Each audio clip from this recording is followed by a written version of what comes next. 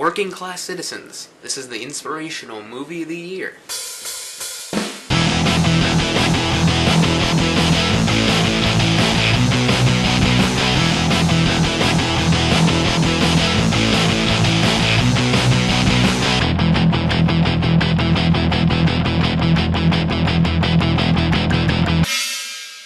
So, Horrible Bosses, much more funny and entertaining than Zookeeper. I will start off by telling you that. To be honest, I didn't really have high expectations for this movie, and then the reviews started coming out and people really seemed to love this movie. It's got a very interesting premise, to say the least. I thought it was a cool concept to work a very raunchy comedy film around, but it's one of those premises where...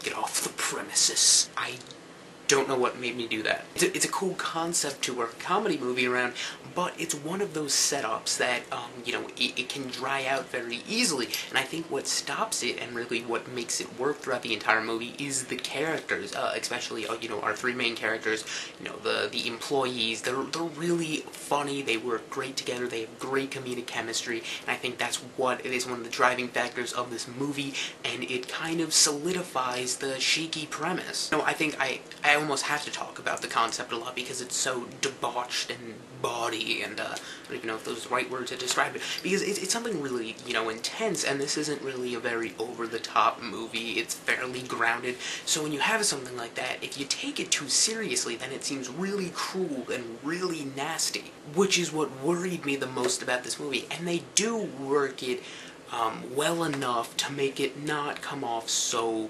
cruel. I mean, because they talk about staging a homicide fairly with an airy tone and lightheartedly. I'm not insulting that. I'm not being a curmudgeon about this movie, because in fact, I think it's great. Sorry, I just had an epileptic hand attack. I just played that back and it sounded like I said epileptic, which is like epileptic and epic just put together. Epileptic. It's like an awesome seizure. God, just combine seizure and procedure. Shut up! I really gotta start editing this shit out. Jason Sudeikis, Charlie Day, and Jason Batemen, oh my god, they were so hysterical together, and then Jamie Foxx in there, just kinda the murder consultant. It was awesome. I think what also really drives the movie is Kevin Spacey, Jennifer Aniston, and Colin Ferrel playing really contemptuous characters, people you absolutely like, bosses that you hate. You can relate to why you hate these people, and I think that is what really drives the movie, because you can not only relate, but they are just such despicable characters. I know it could be tossed around that the fact that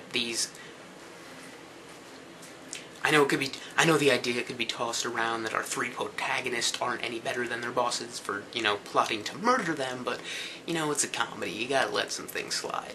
And am I the only one that noticed that Kevin Spacey is now playing the douchey boss? Like American Beauty! One of the most awesome scenes of the movie. Him with the boss, and now he's that guy. It's so awesome. It's ironic and cool. I don't know if they did that on purpose, but I love American Beauty, so I thought that was awesome. There's nothing really new brought to the table here, but that's okay. The cast and the premise make this movie extremely enjoyable. It is hysterical. It is up there with Bridesmaids for the best comedy movie of the year, the funniest movie of the year. So I definitely recommend this, and I'll give it a 9 out of 10.